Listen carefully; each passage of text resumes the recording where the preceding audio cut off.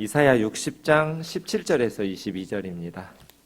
이사야 60장 17절부터 22절 말씀까지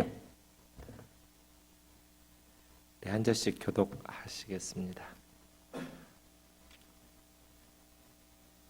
내가 금을 가지고 놋을 대신하며 은을 가지고 철을 대신하며 놋으로 나무를 대신하며 철로 돌을 대신하며 화평을 세워 관원으로 삼으며 공의를 세워 감독으로 삼으리니 다시는 강포한 일이 내 땅에 들리지 않을 것이요 황폐와 파멸이 내 국경 안에 다시 없을 것이며 내가 내 성벽을 구원이라 내 성문을 찬송이라 부를 것이라.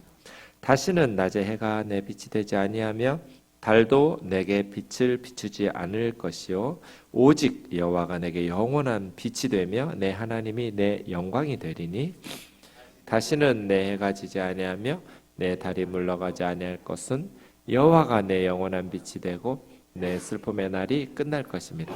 내 백성이 다 의롭게 되어 영원히 땅을 차지하리니 그들은 내가 심은 가지요 내가 손으로 만든 것으로서 나의 영광을 나타낼 것인즉 그 작은 자가 천명을 이루겠고 그 약한 자가 강국을 이룰 것이라. 때가 되면 나 여호와가 속히 이루리라. 아멘. 60장의 마지막 부분에 해당하는 단락입니다. 이사야 60장 전체적으로 보면 59장에서 회개했던 이스라엘 백성들을 하나님께서 회복시키시면서 60장에 이르면 새로운 사명, 일어나라 빛을 발하라 라는 사명을 주십니다. 그러자 이제 예루살렘이 작은 나라의 수도인 시온이 빛을 발하기 시작하자 온 열방에서 예루살렘을 향해서 사람들이 또 재물들을 가지고 몰려왔습니다.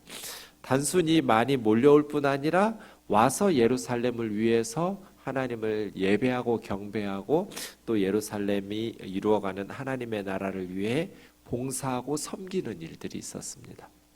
이제 마지막 미래의 시온의 영광에 대해서 17절부터는 이야기하고 있습니다. 17절 다시 한번 보겠습니다. 내가 금을 가지고 놋을 대신하며 은을 가지고 철을 대신하며 놋으로 나무를 대신하며 철로 돌을 대신하며 이건 뭐겠어요? 그만큼 귀중한 보석들이 흔하디 흔한 도시가 된다는 거겠죠.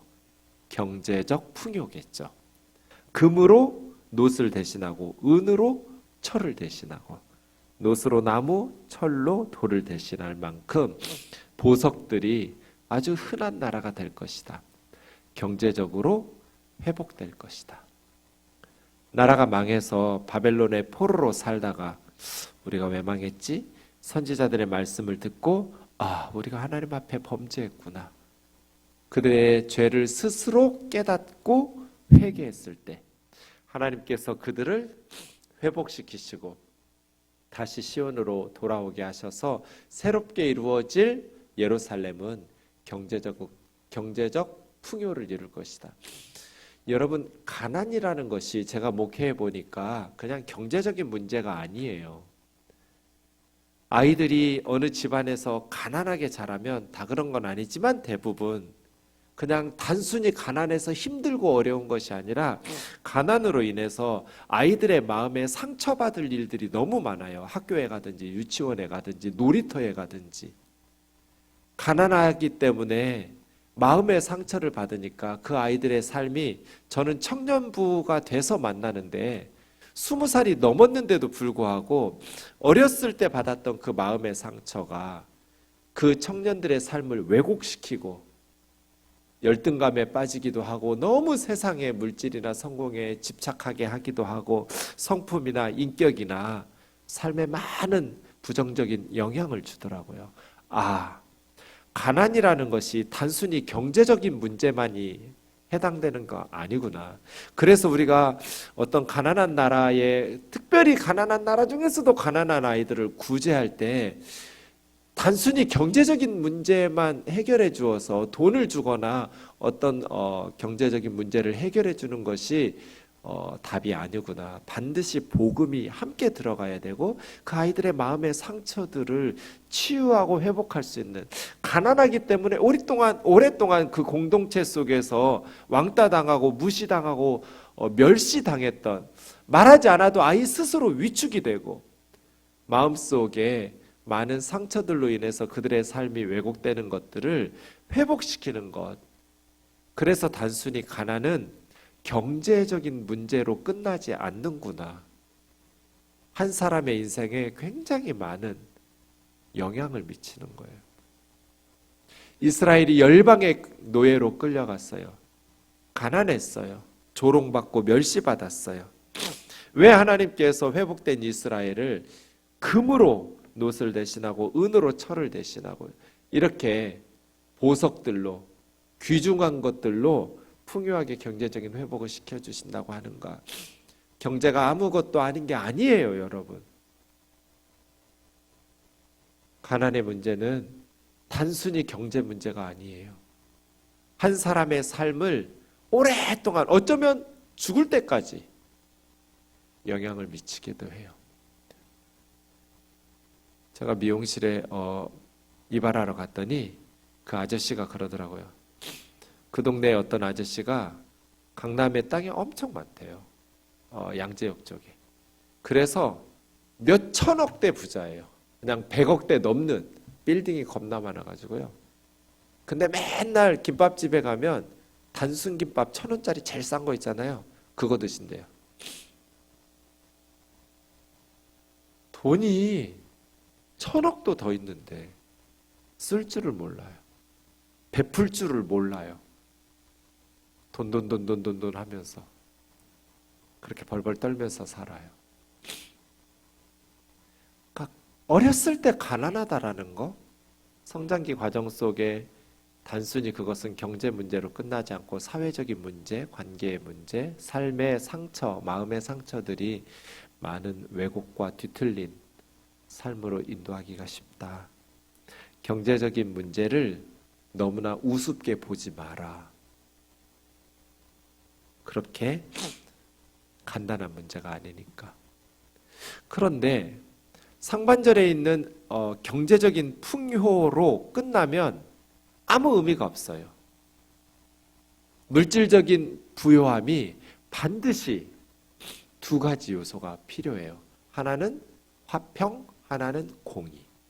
샬롬과 체다카. 여러분, 샬롬이 평화가 없으면 그 많은 돈이 무슨 의미가 있어요? 도둑이 들까 강도가 들까 이거 잃어버릴까 두렵고 벌벌 떨고 살아간다면, 마음에 평화가 없다면, 그 성읍에 돈은 많아요. 경제적인 부흥을 이루었어요. 근데 평화가 없어요. 부모가 자산이 많은데 그 부모가 돌아가시면, 소천하시면 자식들끼리 부모의 재산을 놓고 싸우는 일들이 많아요. 돈은 있어요. 뭐가 없어요? 샬롬이 없어요. 그럼 무슨 의미가 있어요? 그 돈이 오히려 저주 아니에요? 돈이 없었으면 형제지간에 우애할 텐데, 돈이 있어가지고 화평을 잃어버리고 형제지간에 원수가 되어서 죽이니 살리니 이러면서 산다면 그 물질이 재앙 아니에요? 그게 축복이에요? 그래서요, 경제적인 부가 반드시 겸해야 될 것이 두 가지가 있다. 하나님께서 다스리시면 하나님의 은혜인데요, 경제적인 부를 누리면서도 평화로운 거, 화평, 샬롬, 이게 하나님의 은혜죠. 또 하나는 체다카, 공의로운 거. 가난한 나라는요, 싸울 것도 없어요. 다 도토리 키재기로 고만고만 하니까요. 그런데 이제 돈 맛을 보기 시작했잖아요. 경제적으로 달라지기 시작했잖아요. 그러니까 사람들이 우열이 생겨서 계급이 생기고 경제 문제로.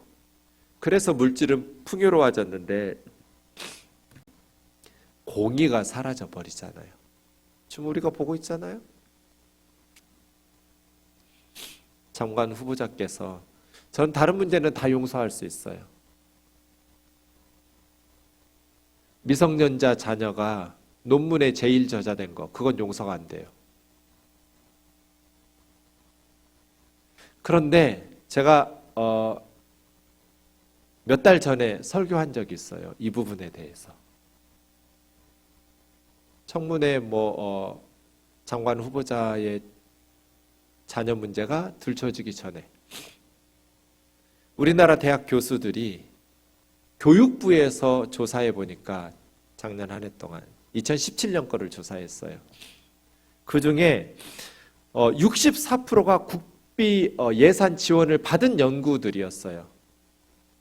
그런 논문을 쓰면서 중학생, 고등학생 자녀들을 논문의 저자로 끼워 넣었어요. 자기 자식들을. 교수들이. 서울대 교수가 제일 많았어요. 그런 못된 짓을 한. 그러니까 이분들만 그런 게 아니에요. 부모가 교수가 아닌 집 자식들은 상상할 수도 없는 일이에요. 이미 제가 학부 다닐 때 대학에 논문이 없어졌어요. 그런 추세였어요. 왜냐하면 학부생들은 논문 쓸 실력이 안 된다. 그래서 저희 선배들까지는 저희 때까지는 졸업 논문을 써야 졸업을 할 수 있었어요. 대학교를. 그런데 저희 후배들부터는 졸업 논문이 학부에서는 없어졌어요. 그냥 졸업 시험으로 대체됐어요. 대학생들이 무슨 논문을 쓰냐는 거예요. 실력도 안 되는. 그냥 여기저기 짜집기 하는 거지. 그 논문이 아니니까요. 대학원은 가야 석사 정도는 돼야 뭔가 창의적인 자기 분야의 실력이 있어서 논문을 쓸. 중고등학생들이 무슨 논문을 써요. 그런 아이들이 있다면 진짜 천재예요. 세계적인 천재예요. 그래서 교육부에서 낸 뉴스를 보고 어쩌면 우리나라에서 제일 공부를 잘한다는 서울대 교수는 아무나 돼요. 그런 교수들이 자기 중고등학생 자식들을 논문의 저자로 등재를 시켜요. 그런 파렴치한 짓을 해요. 그러면 그렇게 할 수 없는 집안 자식들은 어떻게 돼요? 불이익을 당하겠죠. 물론 우리나라 대학 입시에 그 논문이 활용되진 않았어요. 그러나 외국에서는 교수들이 그렇게 못된 짓을 못하니까 훌륭한 학생인 줄 알고 선발했겠죠. 공의가 빠져버리면 그 사회는 평화도 깨지고요. 평화와 공의가 없는 경제적인 물질의 성공은 오히려 그 사회를 정글로 만들어요. 약육강식에 사람이 도저히 숨쉬고 살 수 없는 아주 고통스러운, 그래서 물질은 많은데 그것이 죄를 짓는 도구로 전락해요. 그래서 물질의 성공은 반드시 평화와 공의를 겸해야 돼요.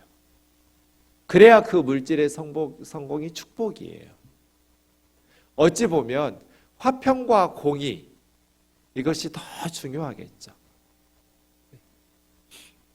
화평과 공의가 없는 세상의 성공은 탐욕의 도구요, 다른 사람들을 억압하고 착취하는 데 악용되는 도구일 뿐이다.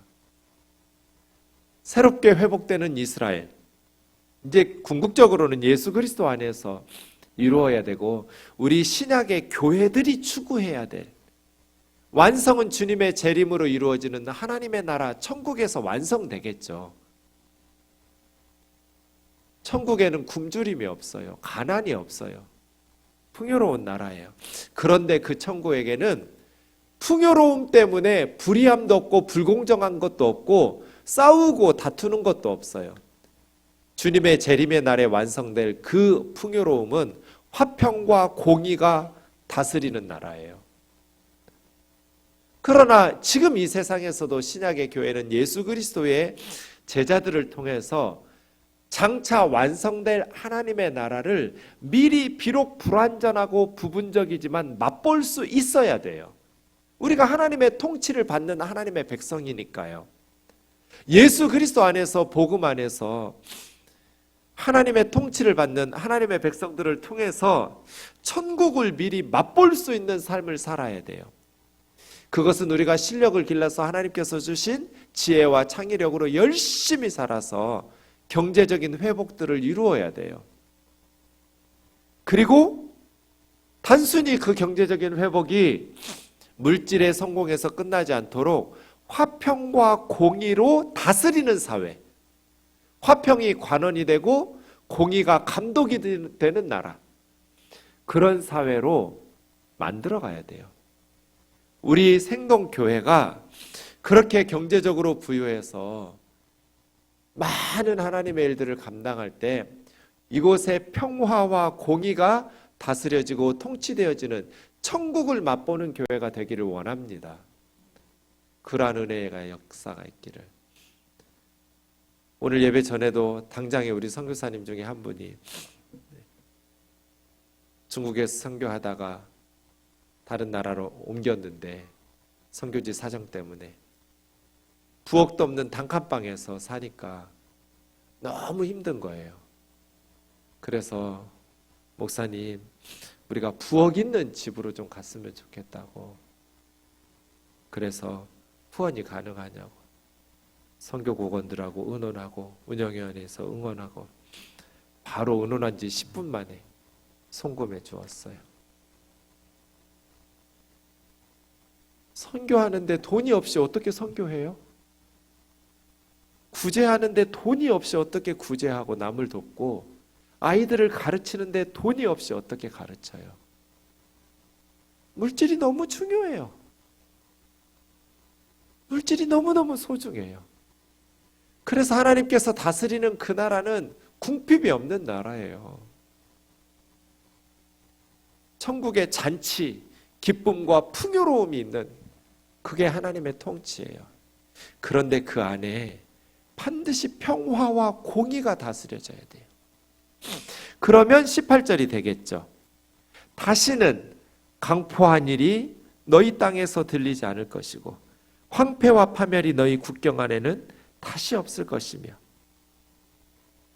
평화와 공의가 다스리니까 강포한 포악한 일들이 사라지겠죠. 그렇죠? 이것이 우리가 꿈꾸는 나라잖아요. 강포한 일들이 사라질 것이다. 황폐와 파멸이 너희 나라 안에 국경 안에는 다시는 없을 것이다. 이런 나라 말이에요. 이사야 2장 4절에서 노래했던 칼을 쳐서 보습을 만들고 창을 쳐서 낫을 만드는, 무기를 쳐서 농기구를 만드는, 지금 우리식으로 말하면 미사엘이나 핵무기를 쳐서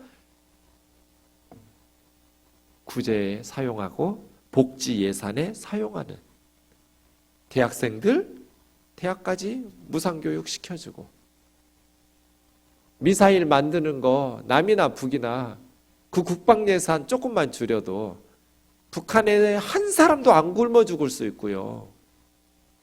남한에 대학생 부모님이 도와주지 않으면 졸업할 때 몇 천만 원씩 학자금을 융자받아 가지고 빚쟁이로 청년 인생을 시작하지 않게 할 수 있어요. 그런데 남과 북이 대치하고 전쟁 국방 예산을 대비하지 않을 수 없잖아요. 국방을 튼튼히 해야 하니까 거기에 매년 들어가는 예산 때문에 복지 예산에 쓸 수가 없잖아요. 그런데 화평과 공의가 다스리는 사회가 되면 강포한 일들이 사라지겠죠. 황폐하고 파멸이 사라지겠죠. 그래서 국방 예산 줄여서 복지 예산으로 돌려 쓸 수 있는 그런 나라를 꿈꿔야죠. 속히 통일의 물꼬를 터야 돼요. 남과 북이 힘을 모아서 7.4 공동성명에서 천명했던 자주적이고도 평화적이며 민족 대단결의 통일을 이루어야 돼요. 우리 주변 나라들이 한반도의 통일을 원하는 나라는 하나도 없어요. 그래서 자주적으로 우리 민족이 힘을 모아서 해야 돼요. 전쟁해서 이겨가지고 통일하는 건 아무 의미가 없어요. 평화적으로 통일을 이루어야 돼요. 그리고 민족 대단결을 이루는, 이게 이미 박정희 대통령과 김일성 주석이 7.4 공동성명에서 선언했던 대원칙이에요. 3대 원칙. 그렇게 되면 이 땅에 칼을 쳐서 보습을 만들고 창을 쳐서 낫을 만드는 그러한 역사가 일어나겠죠. 더 이상 광포한 일이 없을 테니까요. 성벽을 뭐라고 불러요? 구원. 성문을 뭐라고 불러요? 찬송. 구원으로 둘러싸인 나라, 예수 그리스도의 십자가의 복음으로 둘러싸인 나라, 한반도 전역이 예수 그리스도의 피 묻은 십자가로, 십자가와 부활의 복음으로, 구원의 메시지로 성벽이 쌓인 나라, 상상만 해도 가슴이 뛰어요. 성문은 찬송으로, 들락날락하는 사람들의 입술에 계속해서 찬송이 울려 퍼진, 하나님이 행하신 그 은혜들을 찬송으로 영광 돌리는, 그 성문에서 두려워하면서 지키거나 아니면 광장이 성문이니까 막 논쟁하는 것이 아니라 그냥 찬송하는 성문이 돼버리는 거예요. 들어가며 나오며 하나님을 찬송하는 찬송의 문이 된 성문 말이에요. 그렇게 하나님의 나라, 하나님의 통치가 회복될 때 19절부터는 다시 빛의 이미지로 회복됩니다. 낮에 해가 필요 없고 밤에 달이 필요 없을 것이다. 왜? 여호와께서 빛이 되시고 내 하나님께서 영광이 되실 것이기 때문에. 더 이상 하나님께서 다스리기 시작하시면 천국에는 해와 달이 필요 없어요. 하나님이 빛이시니까 어둠이 없어요. 이걸 이제 20절에 가면 비유적으로 말했어요.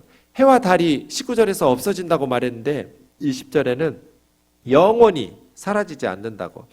그래서 이 해와 달은 그냥 피조물인 해와 달이 아니에요. 하나님이에요. 하나님께서 영원한 빛이시니까 슬픔의 날이 끝날 것이다. 이 땅에 사는 동안에 저는 목회하면서 날마다 슬픈 이야기를 들어요. 가슴 아픈 사연들이 너무 많아요. 인생에는 안타까운 순간들이 너무 많아요. 문제없는 가정이 하나도 없어요. 문제없는 인생이 하나도 없어요. 그런데 주님이 다스리시면 하나님의 나라에서는 슬픔의 날이 끝난대요. 더 이상 어둠이 사라지니까. 그래서 20절에서는 어둠이 비유적으로 슬픔, 불행, 고통, 이것들이 다 사라질 것이다. 영원히 우리 하나님께서 빛을 비춰주셔서 더 이상 눈물을 흘리지 않을 것이다. 이게 하나님께서 꿈꾸신 하나님의 나라예요. 주님의 재림으로 완성될 하나님의 나라. 그리고 예수님을 믿는 그리스도인들이 이 땅 가운데서 사모하면서 추구하면서 일구어야 될 하나님의 나라. 21절에 놀라운 말이 나와요. 우리 같이 읽겠습니다. 시작. 내 백성은 다 의롭게 되어 영원히 땅을 차지하리니 그들은 내가 심은 가지요 내가 손으로 만든 것으로서 나의 영광을 나타낼 것인즉. 하나님의 백성은 다 의롭게 돼요. 어떻게? 예수 그리스도의 십자가의 은혜로, 하나님의 구원하심으로. 그래서 우리가 의롭게 살아야 돼요. 예수님의 십자가의 피로 우리의 모든 죄를 씻어서 다 의롭게 되었어요. 그래서요, 예수 그리스도의 은혜로 의롭게 된 하나님의 백성이 영원히 땅을 차지해요. 이 땅은 부동산 아니에요. 하나님의 나라예요. 온유한 자는 복이 있나니 그들이 땅을 차지할 것이며, 마태복음 5장의 팔복에 나오는 그 팔복의 8가지 복은 다 하나님의 나라예요. 이 세상의 것들이 아니에요. 첫 번째 복이 심령이 가난한 자는 복이 있나니 천국이 그들의 것이고, 마지막 복이 의를 위해서 박해를 받는 자들이 복이 있나니 천국이 그들의 것임이라. 팔복은 처음과 끝이 천국이에요. 그 가운데 들어있는 6개도 다 여러 가지 표현으로 말했지만 하나님의 나라예요. 하나님의 나라. 그 중에 하나가 땅을 차지한다. 의로운 자들이 영원히 땅을 차지한다. 예수 그리스도 안에서 의롭게 된 하나님의 백성들이 하나님의 나라를 영원히 차지한다. 그런 하나님의 백성들이 영원히, 왜? 그들은 하나님께서 심으신 가지이기 때문에, 하나님께서 손으로 손수 만드신 작품들이기 때문에, 저와 여러분은 하나님께서 손으로 손수 만드신 작품이에요. 이제 뭐 내일 이미 만드신 분들도 있겠지만 송편을 만들겠죠? 저도 어제 송편을 제 손으로 손수 만들어서 제가 만든 게 더 맛있는 것 같더라고요. 내 손으로 만드니까. 돈 주고 사 먹을 수 있지만 돈 주고 사 먹는 데서는 느낄 수 없는 내 손으로 직접 만든 더 정이 가죠. 하나님은요? 하나님께서 손으로 직접 만드신 우리예요. 하나님의 걸작품이에요. 왜 그들이 다 의롭게 되어서 땅을 영원히 차지하게 되는가? 하나님께서 손수 빚어 만드셨기 때문이에요. 저와 여러분은 하나님께서 손수 빚어 만드신 명품들이에요. 우리를 왜 만드셨어요? 하나님의 영광을 나타내라고. 하나님의 영광을 위해서 하나님께서 우리를 손수 빚어 만드셨어요. 이것이 하나님께서 꿈꾸시는 하나님의 백성들의 미래예요. 마지막 22절이요. 작은 자가 천명을 이루고 약한 자가 강국을 이룰 것. 예루살렘은 조그만 나라의 수도죠. 그런데 장차 이 하나님의 나라는 한 사람이 천명을 이루고 약한 자가 강대국을 이루어가는. 그래서 요즘은 대한민국을 강한 민국이라고 부르더라고요. 강해야 된다. 때가 차면 하나님께서 속히 이루실 것이라고. 하나님께서 말씀하신 속히 이루시는 이 일들이 이루어지기를 주의 이름으로 축원합니다. 예수님께서 보셨던 것처럼 하나님의 나라는 겨자씨처럼 눈에 보이지도 않을 만큼 작게 시작하지만 한 사람이 천을 이루고 약한 자가 강국을 이루는 놀라운 성장을 이루게 될 것입니다. 하나님의 나라가 심히 크게 될 것입니다.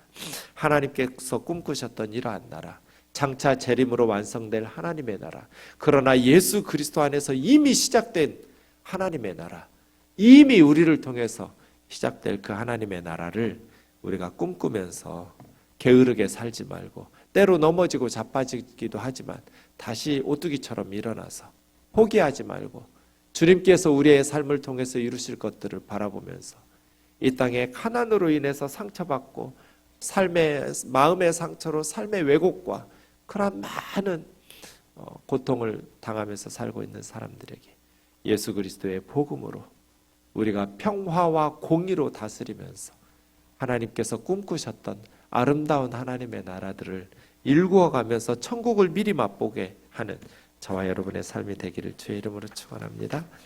우리 찬양하고 기도하겠습니다.